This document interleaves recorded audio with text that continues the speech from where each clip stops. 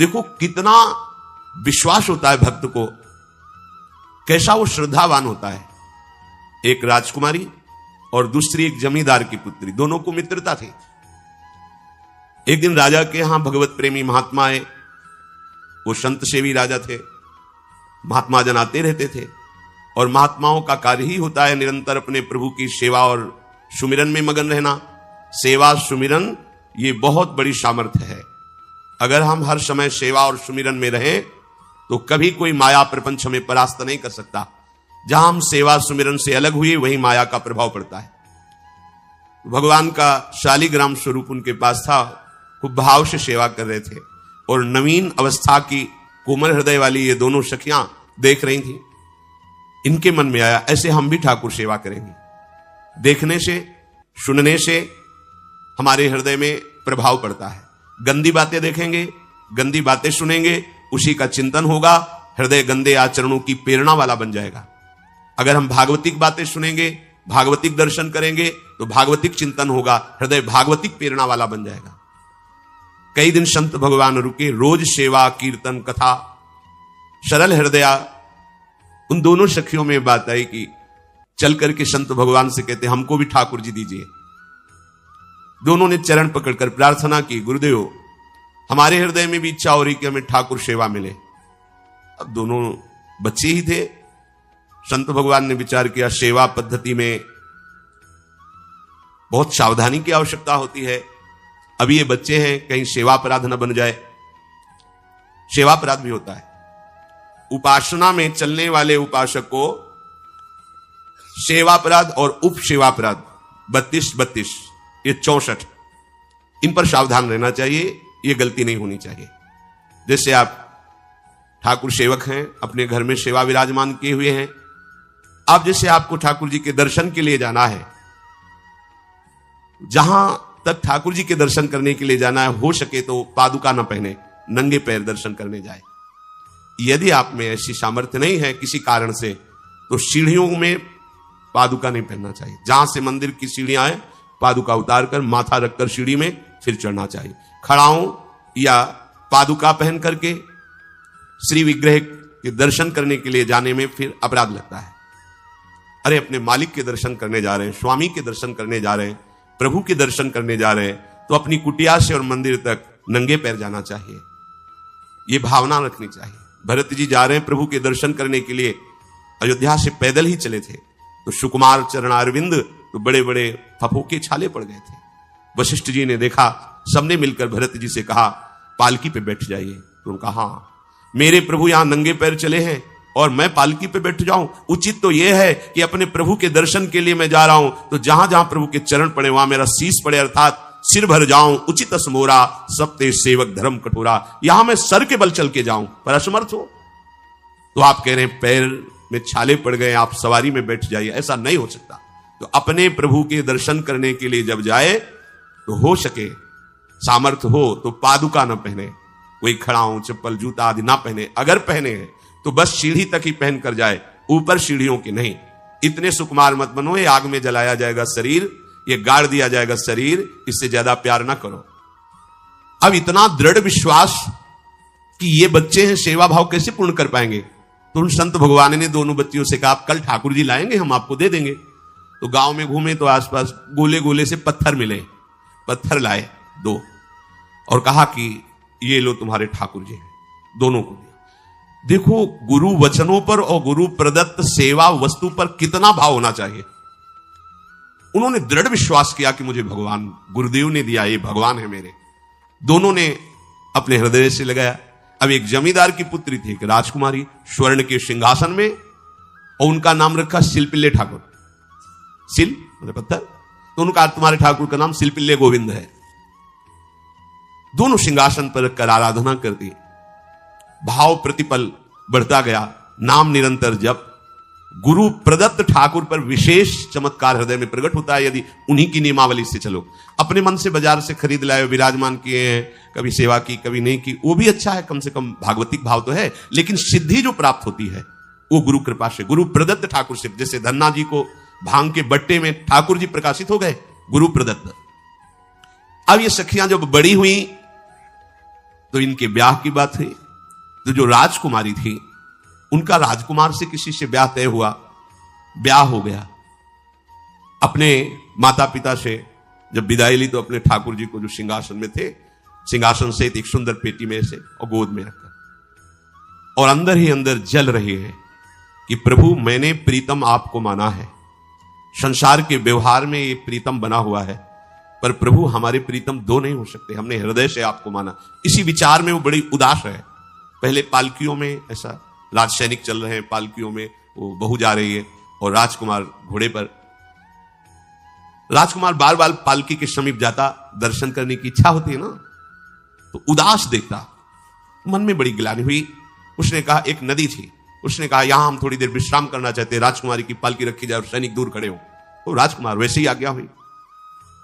तो बात करना चाहते हैं पर वो ना देखती है और ना बात करती है, और इतना सुंदर रूप, क्योंकि ब्रह्मचारिणी और भगवत आराधना। अब उसके हृदय में जलन हुई कि ऐसा क्या है जो हमसे बात नहीं कर रही। बस बार बार ऐसे पिटारी खोल के ऐसे ठाकुर जी को देखती। नाम जप और सेवा के प्रभाव से वो सिल नहीं रह गया था, वहां उसको सांवरे श्याम सुंदर की झांकी मिलती थी। जब अपने शिल्पिल्ले ठाकुर जी को देखती तो ललित त्रिभंगी श्री लालजू महाराज श्याम सुंदर दिखाए, अत्यंत आसक्ति। गुरु प्रदत्त किसी भी शब्द में, किसी भी वस्तु में दिव्यता होती है, बस हमारी भावना होनी चाहिए। अरे बोले ये हम नहीं दे सकते, ये गुरु प्रदत्त है, नहीं हम प्राण दे सकते, लेकिन ये नहीं। जिसका गुरु वचन पर, गुरु प्रदत्त वस्तु पर, गुरु प्रदत्त ठाकुर पर दृढ़ निष्ठा हो गई, वही सिद्ध हो जाता है। अब उसने समझ लिया कि पिटारी में जो कुछ है यही हमारे और राजकुमारी के बीच में बाधा है। दो चार दासियों को बुलाया और कहा इनको बातों में उलझाओ, पिटारी पीछे हमें दो। और प्रवीण दासियां उनको विनोद भाषा में, हंसी मजाक में बात, लेकिन वो उदासीन। धीरे से गोद में पेटी थी, ले ली, हम लिए हुए हैं, आप बातचीत में सारा, और पेटी उनको दे दी। राजकुमार ने राजकुमारी से कहा यही पेटी तो हमारे आपके बीच में बात, फेंक दी नदी में। अब तो जो उसके हृदय में पीड़ा हुई, भारी व्याकुलता। अब राजकुमार सैनिकों के साथ तुरंत पालकी उठवाई, मैं ले गया। पर वो आसक्त है, इतनी सुंदर राजकुमारी, क्योंकि भागवतिक तेज से संपन्न में आकर्षण होता है। राजकुमारी ने कहा यदि हमारे ठाकुर नहीं तो मैं नहीं, आज से अन्न जल त्याग, प्राण त्याग दूंगी अगर हमारे ठाकुर जी हमारे समीप नहीं तो। आज से एक बूंद पा, कैसे पिए, अपने ठाकुर को भोग लगा के पाला है और ठाकुर जी फेंक दिए गए। भारी व्याकुलता, जैसे मीरा जी कहते दृश्य बिन दुख न लागे नहीं, ना रात में नींद है न दिन में अन्न जल है, व्याकुलता। अब भयभीत हो गया राजकुमार। पूरा महल इस विषाद से हो गया कि अगर नवीन राजकुमारी प्राण त्याग देती है तो क्या होगा लोक समाज में, कि अभी नवीन राजकुमारी गई, ये लोग ऐसे निर्दयी हैं कि ऐसा व्यवहार किया कि उसने प्राण त्याग दिया। राजकुमार घुटने में आ गया, घुटने टेक कर राजकुमारी से कहा मैं तुम्हें दुखी नहीं करना चाहता, पर मैं तुमको छोड़ भी नहीं सकता। अब हमें आप वो उपाय बताओ जिससे आप मुस्कुरा दो, आप प्रसन्न हो जाओ।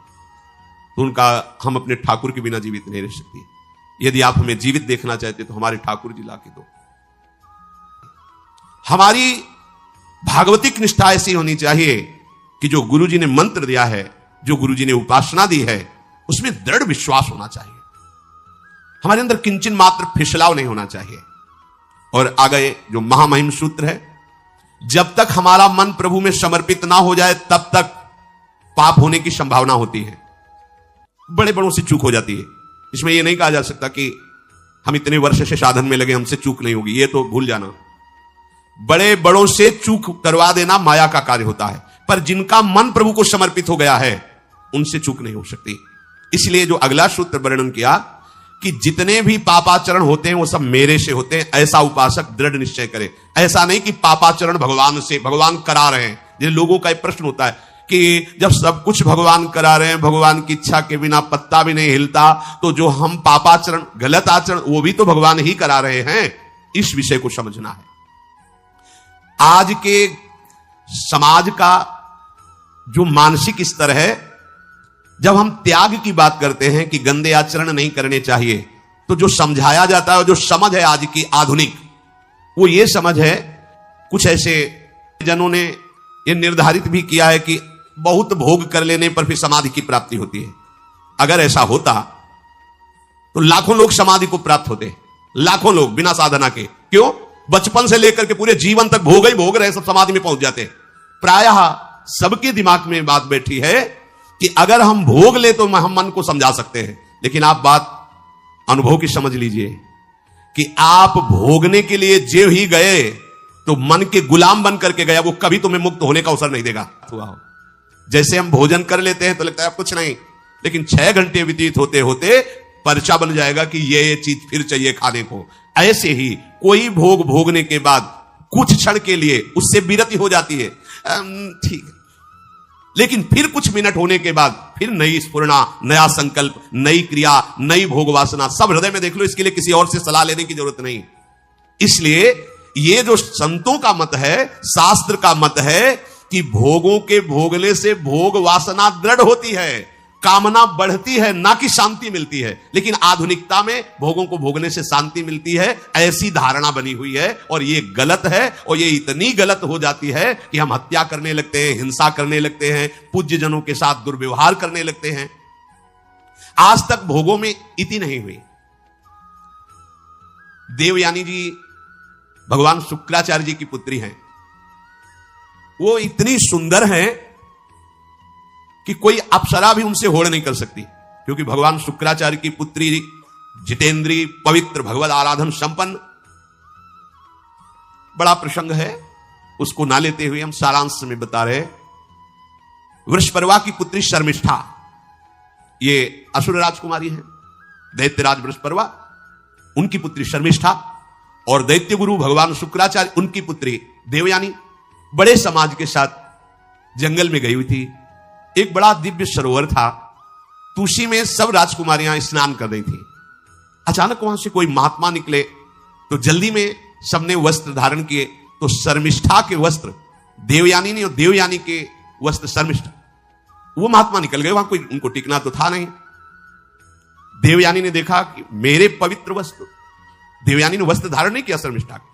जो महात्मा चले तो देखा कि हमारे वस्त्र राजपुत्री शर्मिष्ठा धारण किए। तो उनका तुझे पता है मेरे वस्त्रों को स्पर्श करने का भी तेरे को अधिकार नहीं, तूने धारण कैसे कर लिया? तो उनका ज्यादा मत बोल, इतना गुमान करके मत बोल। जैसे सब सेवक पलते हैं मेरे महाराज से, ऐसे तेरा पिता और तू भी मेरे महाराज के द्वारा ही पोषित है, क्योंकि वो तो राजा है, सारी सेवाएं वही देते हैं। ऐसा नहीं बोलना चाहिए, क्योंकि गुरु पुत्री है, आचार्य पुत्री है और सम्माननीय है। पर ऐसा वो बोल गई शर्मिष्ठा। देवयानी ने कहा तुझे पता है अगर मेरे पिता की दृष्टि बदल जाए तो 2 मिनट में देवता तेरे पिता सहित संपूर्ण राज्य को नष्ट कर देंगे। मेरे पिताजी के भय से ही देवता आक्रमण नहीं कर। शुक्राचार्य मंत्रवेत्ता है। ज्यादा बात बढ़ गई तो राजकुमारी का शासन चलता है। उसने कहा इस गुरुपुत्री को उठाकर कुएं में डाल दिया जाए, और उस समय वस्त्र धारण नहीं की हुई थी, उनको उसी स्थिति में डाल दिया गया और वो चली गई। उसी समय शिकार खेलने के लिए महाराज ययाति चक्रवर्ती सम्राट